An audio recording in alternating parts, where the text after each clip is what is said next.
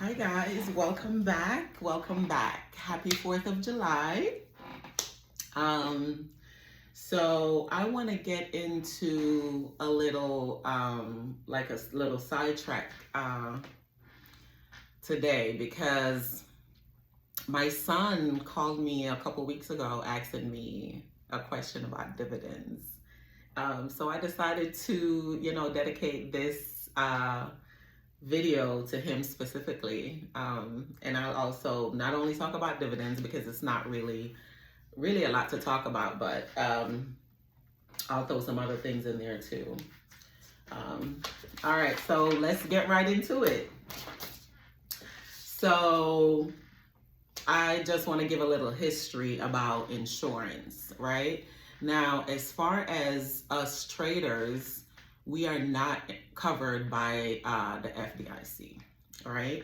And meaning that whatever happens, we're not covered. A loss is a loss, but we already know this, right?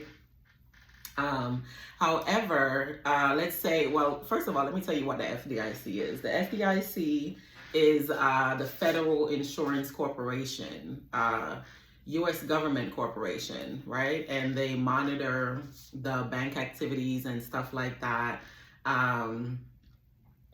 to protect us, the consumers, right? To make sure that the banks are not, committing fraud and stuff like that. I mean, of course, some banks slip through the cracks.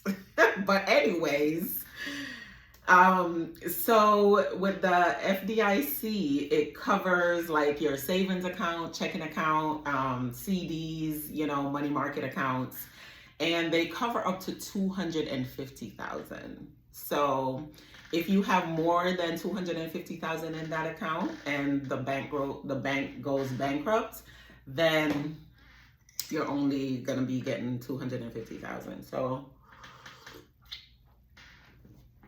I know this athlete, I don't know his full name, but I remember seeing a clip or something of him saying he doesn't deposit no more than 200 and something thousand in each bank. He said he has like a lot of like 50 different bank accounts.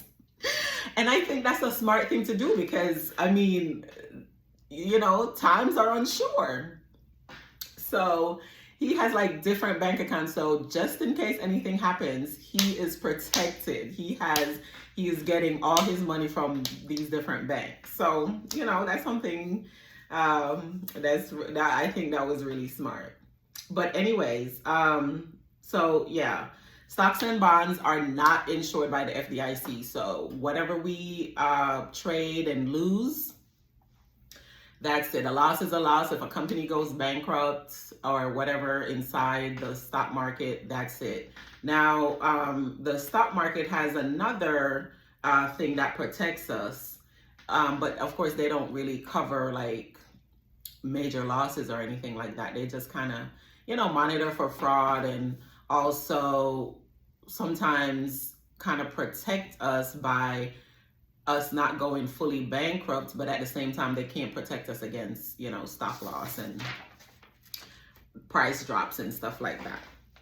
All right, so let's talk about dividends. What everybody's been waiting for, or should I say my son, Michael. Okay, so dividends are a distribution of profit from like a corporation, right?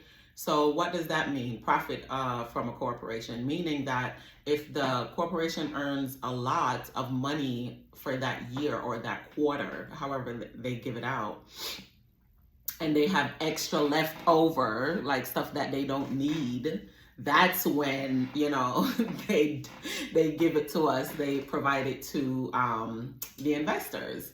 So, for example, Apple is a perfect example, right? Apple, the annual interest for them is 0.4%.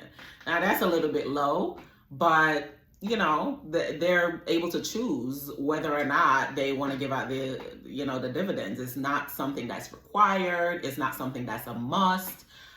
do know that these companies can stop giving out dividends at any time that they feel like. So, you know, remember that when you're investing in these companies. Also remember that they can stop it at any time. So investing is, of course, risky. We all know this. So we can't gain without risk, right? So Tesla does not, and when I say not, does not give out dividends. They don't care about us. Okay. But one of the things that I researched, like one of the top companies was Best Buy. Best Buy giving out 5.2% per year. So, you know, that's pretty nice. You know, if you have a sizable amount of shares in Best Buy, you're getting 5.2% of that share. That's extra money that you could reinvest, right? And then we talk about compound interest. So for y'all that don't know about compound interest, all that is reinvesting earned interest. So perfect example, you get dividends, 5% from Best Buy for a $1,000 stock that you invested, right? So that 5% of the $1,000 stock, you're going to reinvest that back into that same stock, or you can reinvest it into another company. But that money that you're gaining, the money that you're gaining is going back into your investing, and you gain more money on top of that and more money on top of the interest and interest. To be honest with you, that's how credit card companies make their money, compound interest, especially if you put your stuff on auto pay and pay the minimum. They put interest on the interest. But anyways, so yeah, that's that for the dividends. Now, the thing about dividends, if you're trading in a regular account, and you have dividends in a stock, when you withdraw it, guess what? Taxable. However, if you are investing in a Roth IRA and you're compounding interest on your money, when you withdraw it, it's tax-free.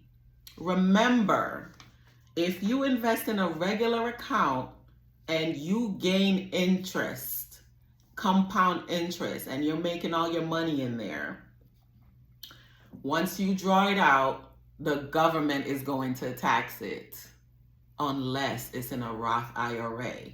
So you can get all your money, keep all your money in there. So that's very important. Trading in a Roth IRA. Start now. The maximum is $6,000 a year.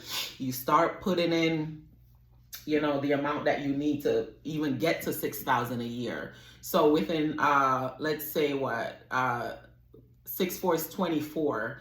Within 4 years, you're up to 24,000. If you want to be a day trader, you could, you know, all you need is an extra $1,000 to trade. But anyways, extra $1,000 to be a day trader. But anyways, invest in a Roth IRA is what I'm saying. Now, a quick thing about bonds. Just I want to put a quick side note about bonds. I have notifications coming in and I forgot to put it on do not disturb, and I'm getting some messages. But anyways, so bonds are issued by the government and to support public spending. So they want us to, you know, reinvest the money. But anyways, it pays interest at the maturity date. The maturity date is just the end date. So if you have like let's say you buy a 10-year stock, a 10-year bond, and the government decides, okay, for a 10-year bond, you buy it for $500, and the government is like, okay, we'll give you 10% interest. Now, within 10 years, that's $50 at the maturity date. So you're gonna get your $500 back with an additional $50 interest, right? So the interest on this is very low, but somewhat guaranteed. And usually people do this for kids, right? Like they will go and buy bonds for kids when they're young. Like for example, my grandson, I'm definitely planning on buying some bonds for him. So, you know, like a 20-year bond, when he gets older, he could cash it out. So, you know, stuff like that. All right, but that's pretty much it for now, guys.